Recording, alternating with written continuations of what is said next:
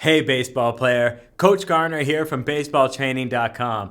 In this video, I want to talk to you about how you can improve your baseball performance through properly structured off-season baseball training. It all comes down to something known as periodization. Periodization is the logical sequence of different programs in a specific order that are built in a way to continuously build upon each other and create linear increases in baseball performance. Look, when it comes to your off season, you want to be able to increase your baseball performance, and that's how a lot of people start, right? They want to just dive into the off season and start their training.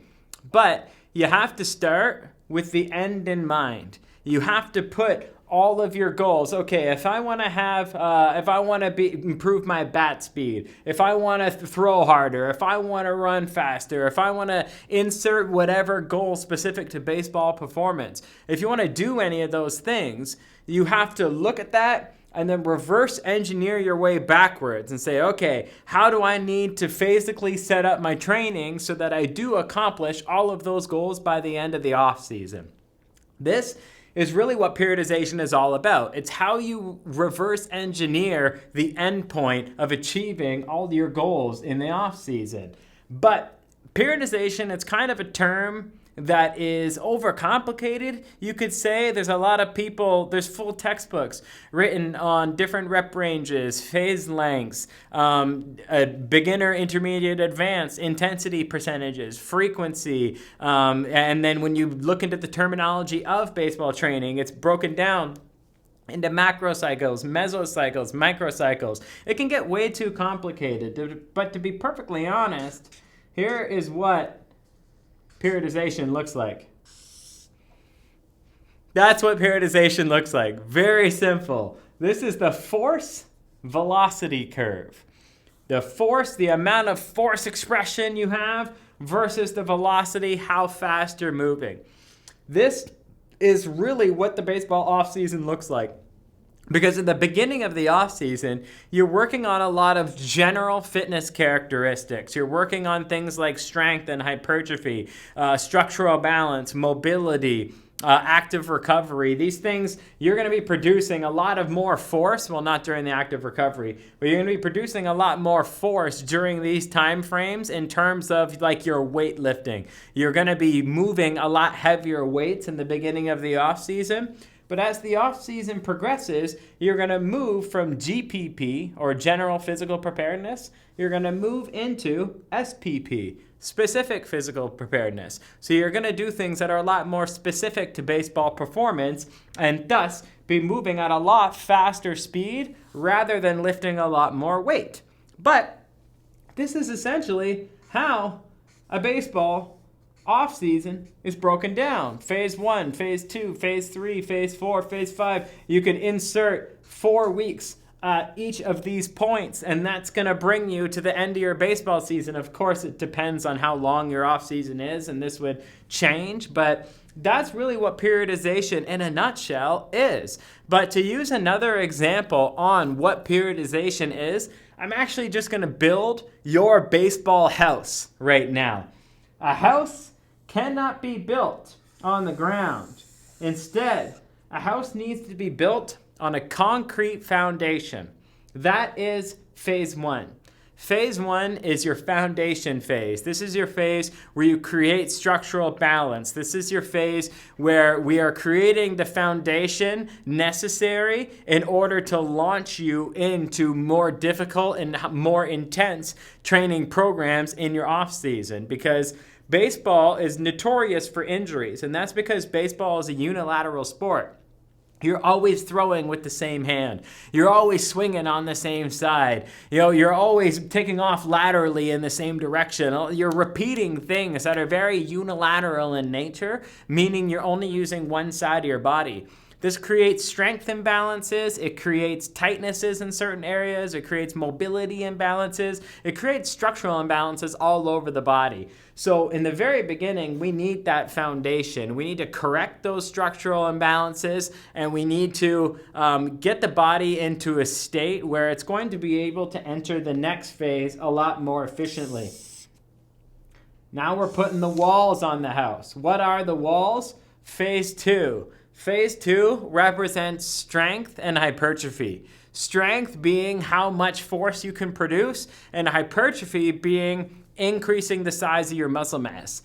Baseball players in modern time are a lot bigger and a lot stronger than baseball days back in the olden days, way back decades ago. You look at some of the old baseball players, they were the best in the world, and yet they're not very big, strong athletes. Now, they definitely are. The game has changed. Professional baseball players are big and they are strong, and that's because strength and hypertrophy are critical aspects to improving your functional outputs in the field where it actually matters. So strength and hypertrophy is used to increase your batting power. You use strength.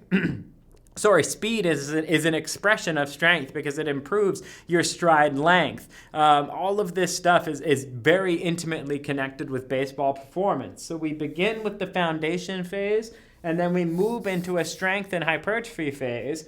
After the strength and hypertrophy phase, we got to put a roof on this house. That is the power phase. So now we're starting to transition a little bit more.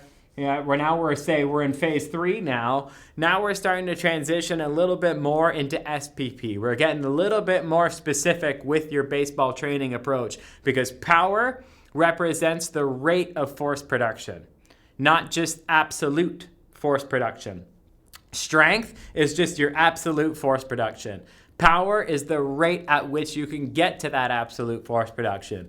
For example, if you and I can both squat 300 pounds, but you can squat it faster than me, then you're the more powerful athlete, even though we have the same strength. Strength is different than power. You and I have both the same 1 rep max, but you get there faster than I do, which means your power is higher because your rate of force production is higher. What does rate of force production sound like?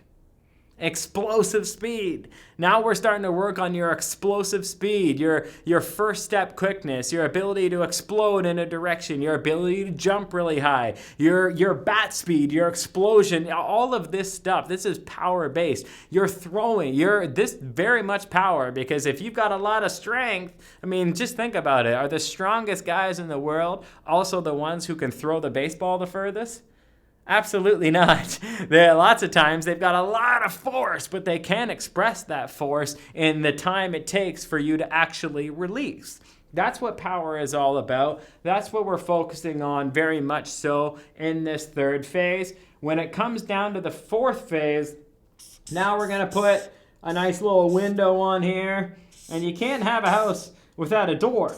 So now we've got our door on this house too. This final phase is power endurance. You can train the capacity at which you can be explosive. People think that that's really just, they're completely different things. If you're explosive, you're just going to get exhausted. Well, that's true if you don't train the capacity to be explosive. That's the real key to this phase where we're really starting to get into SPP now. We're really getting specific with baseball performance.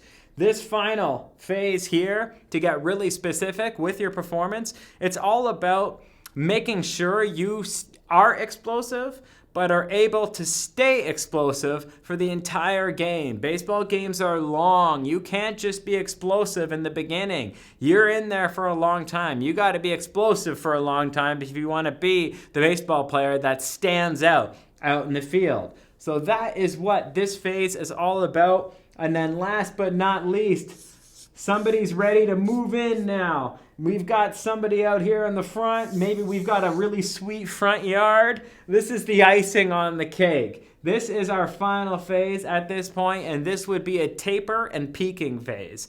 Now we're tapering down your training volume, which is going to peak your baseball performance. Going into the next season, or going into tryouts, or going into camps, going into anything very important during the baseball year, you can utilize a taper and peaking phase 4. That's periodization simplified. Periodization is simply a digression of force to increasing velocity, but also a digression from general work into baseball specific work, but you do it in this order. I didn't just build a house for no reason, because a house needs to follow the laws of architecture. You need to have a foundation down first, or else the house is just going to collapse. You need to have the walls before you put a window on it, because a window without walls is just a window on the ground. It's not attached to a house.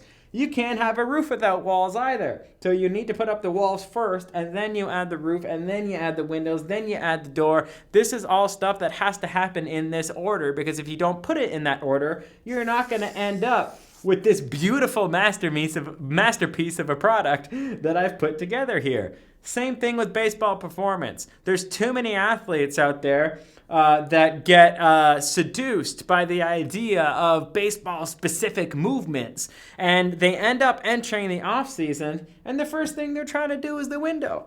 First thing they're trying to do is the door. This breaks the laws of architecture, which breaks the law of periodization, and breaks the law of proper off-season baseball training.